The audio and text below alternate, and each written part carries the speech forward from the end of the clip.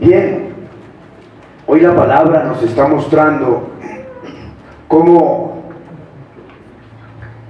el hombre no puede poner su confianza en las cosas de este mundo. Y el Señor nos ha venido hablando en este contexto que nos presenta hoy Lucas.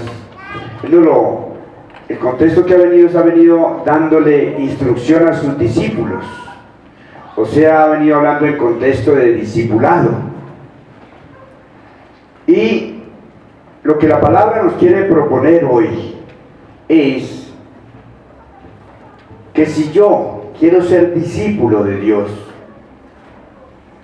no puedo ser como el hombre de la parábola que nos presenta Lucas en el Evangelio.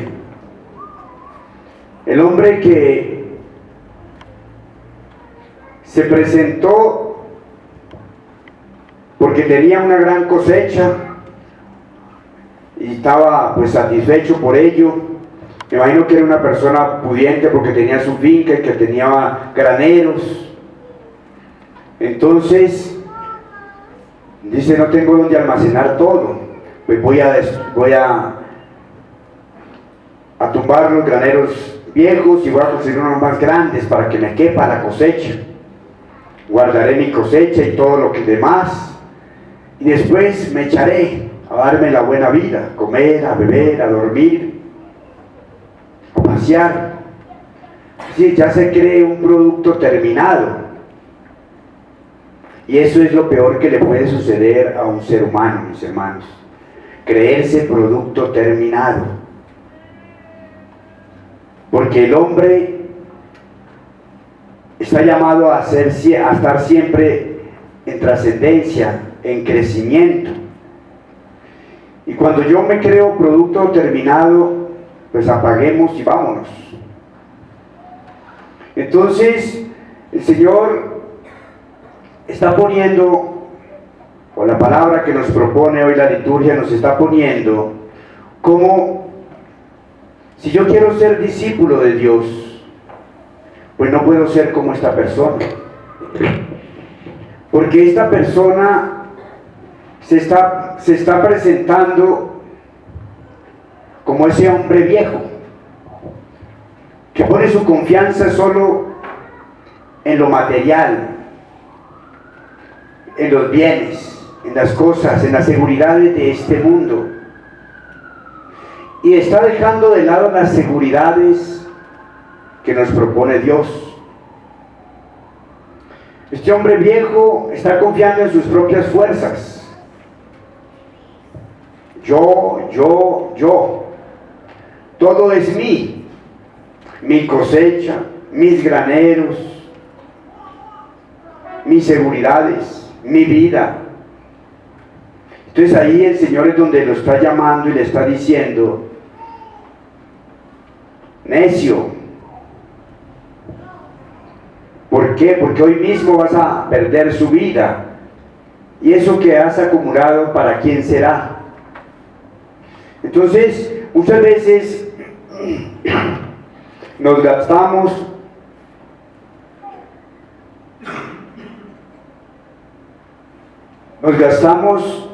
acumulando cosas, acumulando bienes, pero después, ¿dónde o con qué vamos a recuperar nuestras fuerzas o nuestra salud? Vivimos solamente pensando en el trabajo, vivimos solamente pensando en pasarlo bien, porque como tengo seguridades, entonces, pero no estoy pensando más allá. Entonces el Señor nos llama hoy, porque Él está hablando a los discípulos, como les decía, en tónica del discipulado, y les está diciendo es que el que quiera verdaderamente ser ese discípulo, pues en primer lugar tiene que renunciar a sí, renunciarse a sí mismo, nos dice el Señor en la palabra. El que quiera estar en pos de mí, tome su cruz, niéguese a sí mismo y sígueme. Entonces, yo debo dejar de lado mi egocentrismo. Debo dejar de lado todo lo que signifique el individualismo. Porque si yo quiero ser discípulo de Jesús, pues tengo que imitar a Jesús. Y Jesús es para todos. Jesús quiere abarcar a todos. Jesús quiere repartirle a todos. Esta persona de la parábola nunca pensó ni en Dios, nunca pensó en su familia, en su esposa, en sus hijos. Mi, todo yo. Entonces es una persona que se quedó en la naturaleza vieja. Y el Señor nos está llamando, nos dice Pablo, en la segunda lectura, a ser ese hombre nuevo. Pero él está quedándose en esa naturaleza vieja, en esa antigua naturaleza, donde todo seguridad es lo material. Es lo que yo he podido capitalizar, o lo que el Señor me ha permitido capitalizar, una posición, un nivel económico, una posición social, el alcanzar una carrera, una profesión. Entonces esas son mis seguridades. Pero el Señor va aún más allá. Yo tengo que, si quiero ser discípulo del Señor, es darme en donación, darme a los demás, abrirme a los demás, abrir el corazón para todos, y desde allí yo poder trascender. En la medida en que yo me doy, yo estoy trascendiendo, yo me estoy entregando, me estoy dando, y ahí es donde yo voy a alcanzar ese reconocimiento. Eso fue lo que hizo Jesús. Jesús se daba y la multitud lo seguían, porque sabían de lo que era capaz de hacer Él, de curar, de sanar, de liberar, de calmar el hambre y la sed. Por eso lo seguían. Entonces, cuando los dones y talentos que Dios coloca en mis manos, yo los pongo al servicio de los demás, pues los demás se van a dar cuenta de que yo soy capaz de hacer. Y entonces todo el mundo me va a buscar porque yo puedo dar al servicio eso que yo sé hacer, esos dones que el Señor me ha dado. Entonces, como mucha gente va a saberlo y me va a conocer, pues en esa medida yo voy a trascender. Eso es lo que pasa con los médicos, con los ingenieros, con los abogados que alcanzan fama, los buenos médicos, los buenos ingenieros. Hacen buenas construcciones y ponen ahí, plasman su placa. Entonces, otro más los llama. O hacen buenas carreteras, entonces el gobierno los llama, hágame también esta otra, y esta otra, y esta otra. Eso es darse, dar a conocer los dones y talentos que Dios nos ha dado, para ponerlos al servicio. Pero cuando yo me quedo ensimismado en mí mismo, en mi egocentrismo, pues nadie va a saber de qué yo soy capaz de hacer. Pero si me doy, es poder trascender. Pero este hombre se quedó ahí ensimismado en sí mismo. Y ahora le dice el Señor, ¿para quién van a ser esos bienes que tienes? Si hoy ya tienes que entregar tu vida. Entonces, ¿qué nos queda a nosotros, mis hermanos, si yo me gasto aprendiendo una profesión o una destreza de un oficio, de algo, si lo voy a guardar para mí? Allá, si voy a guardar mi título profesional allá escondido, debajo del colchón, para que no se me arrugue, para que no me lo vea nadie, porque de pronto me lo roban. Eso es lo que pasa, mis hermanos, que eso es lo que hace, cuando yo me encierro en sí mismo, lo que hace es que yo viva con temor, con miedo, con angustia, con preocupación, porque eso es lo que le pasa a los ricos. Un rico vive con miedo, vive angustiado, vive preocupado. Me van a robar los empleados, los que me custodian. ¿Cuál de esos será que me va de pronto a traicionar y hasta él mismo me mata o me roba? Entonces viven con miedo, viven con temores. ¿Por qué? Porque esa falsa seguridad de los bienes terrenales, eso es lo que da. No da esa paz, esa tranquilidad, ese sosiego. Entonces, eso mismo le pasaba a Pablo Escobar, el hombre más rico que ha podido, que es lógico que hizo plata mala vida. Pero él, ¿qué hacía? Lo mismo que instalaban los sistemas de seguridad y de alarmas y esas cosas, vivían con miedo porque, no, ¿será que se le da la clave a los ladrones? Entonces, ¿qué hacía? El que le instalaba la seguridad, pues le tocaba mandarlo a matar para que nadie supiera. ¿Por qué? Porque era miedo a que me quiten, a que me roben. Entonces, lo mismo en cualquier circunstancia, no duermen tranquilos, no pueden comer tranquilos, no pueden pasear tranquilos, porque siempre está la zozobra, ¿qué me va a pasar? ¿Qué me van a hacer? ¿Qué me van a quitar? Entonces esas son las falsas seguridades, mis hermanos. Por eso el Eclesiastés nos está mostrando eso. El autor Coelet nos está diciendo que esas son vanidad de vanidades, falsas seguridades. Entonces, ¿qué es lo que nos está proponiendo Pablo en la segunda lectura?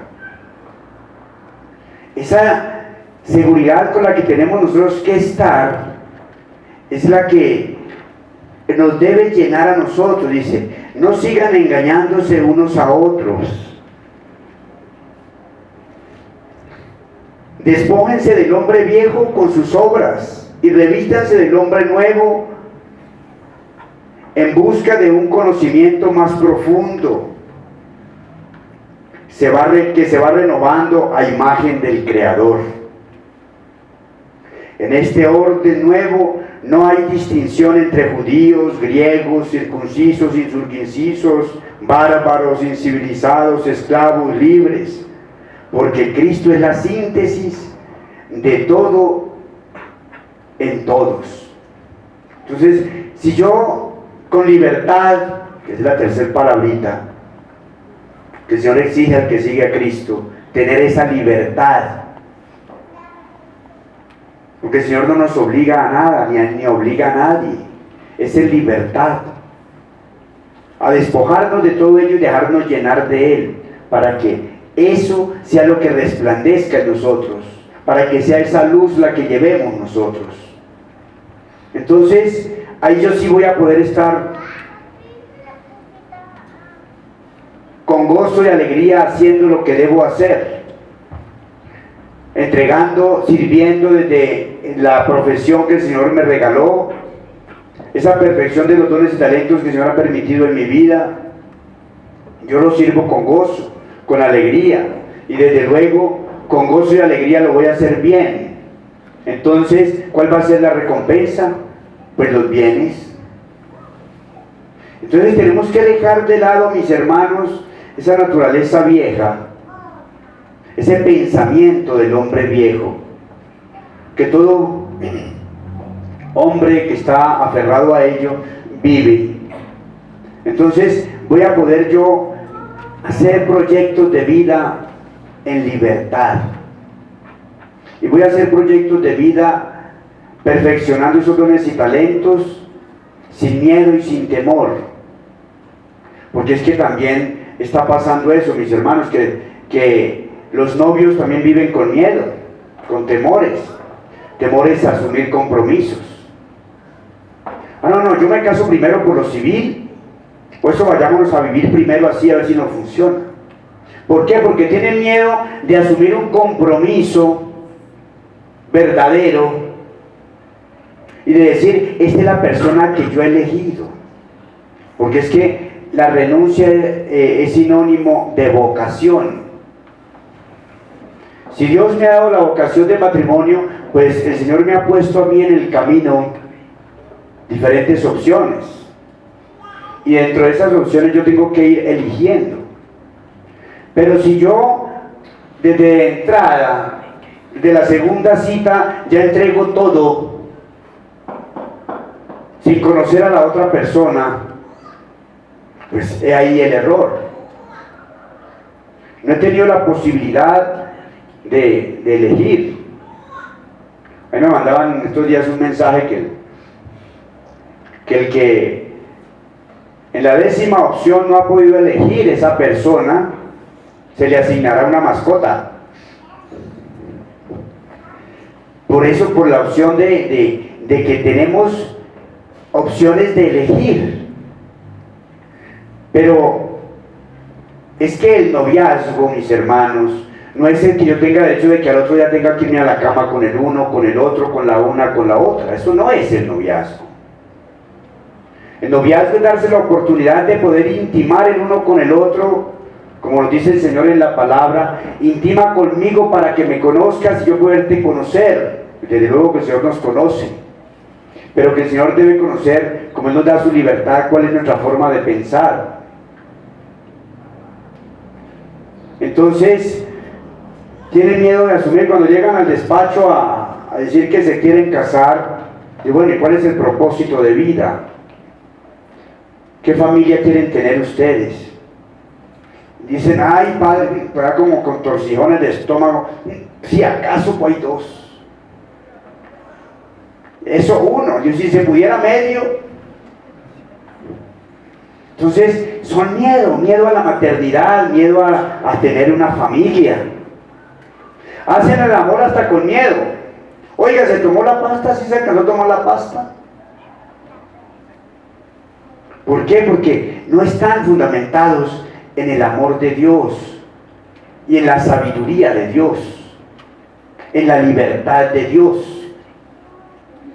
Entonces, mis hermanos, la vida así no tiene sentido.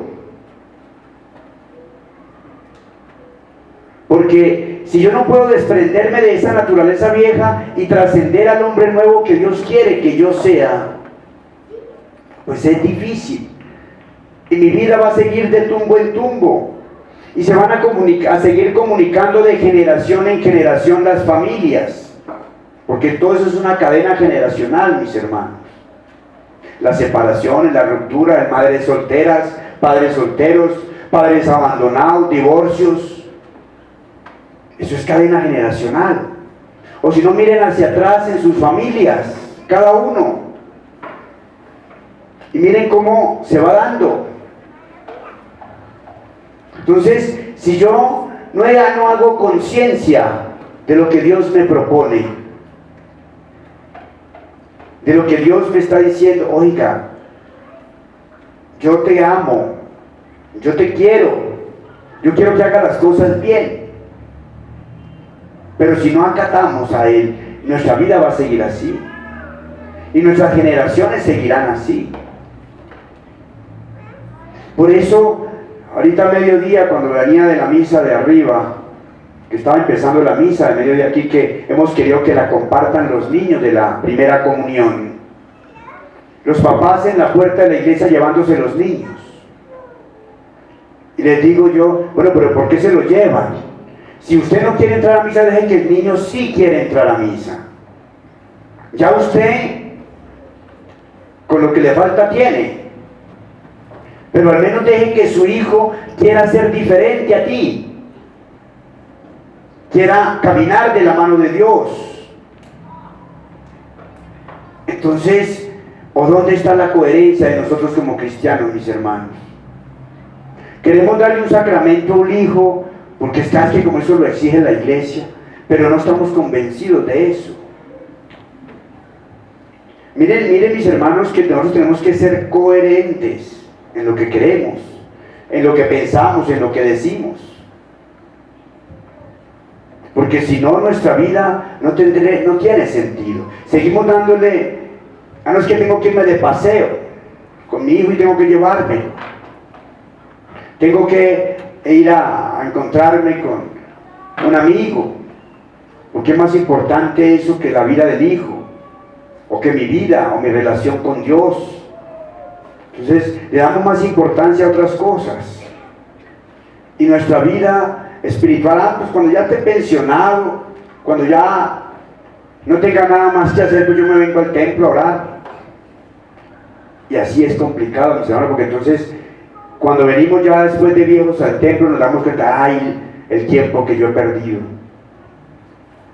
Yo hace 3 años me ordené, y si yo tuviera la posibilidad de ordenarme a la edad de que tienen mis compañeros que me llevan 23 años de ministerio, ¿qué? 25 años de ministerio,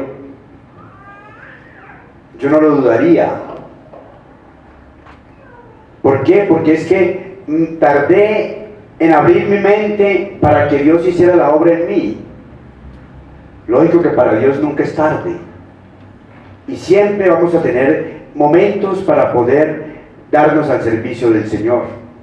Pero hoy el Señor nos está hablando claro.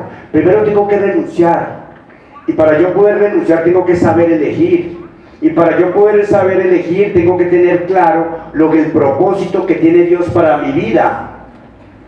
Y entre yo más joven lo descubra, pues voy a tener más ventajas, porque voy a hacer esa vida con un propósito de Dios. Y entonces al tener esa renuncia, al hacer esa elección de esa vocación, pues entonces yo me voy a dar, me voy a donar, me voy a abrir a esa acción de Dios en mi vida. Y entonces yo voy a ejercer eso a través de mis hermanos, a través de mi prójimo. Y eso me va a dar a mí libertad, me va a dar a mí tranquilidad, sosiego, alegría, gozo, felicidad, que es lo que anhelamos todos. Pero no esa falsa felicidad que me dan las cosas materiales, que esos son de momento, sino esa felicidad que nos ofrece el Señor, ese gozo, esa alegría, ese entusiasmo que nunca se acaba. Porque, mis hermanos, nosotros no somos ciudadanos de aquí de la tierra, somos ciudadanos del cielo, y allá es donde vamos a vivir perennemente ese gozo y esa alegría. Pero el Señor no quiere que esperemos a que lleguemos allá. Eso lo tenemos que vivir es aquí. ¿Y cómo lo vivimos aquí, mis hermanos? Pues abriéndonos a la acción de Dios en nuestra vida, dejándolo actuar en mi vida, en mi pareja, en mi esposo, en mi esposa, en mis hijos, en mis padres, en mis compañeros de trabajo, en mis empleados, en todo lo que el Señor ha permitido en mi vida. Dejar que eso se permee allí. Y ahí es donde yo comienzo a trascender en libertad, en gozo, en entusiasmo. Y así, esa es la felicidad en la que el Señor quiere que vivamos todos. Sin miedo, sin temores, sin angustias, sin preocupaciones. Pidámosle pues, mis hermanos, al Señor que Él nos deje verdaderamente ver con claridad a la luz de su Espíritu, y dejarlo que obre en nuestra vida, para que nos ayude a vencer todo miedo y todo temor, y podamos nosotros alcanzar esa naturaleza nueva que el Señor nos propone.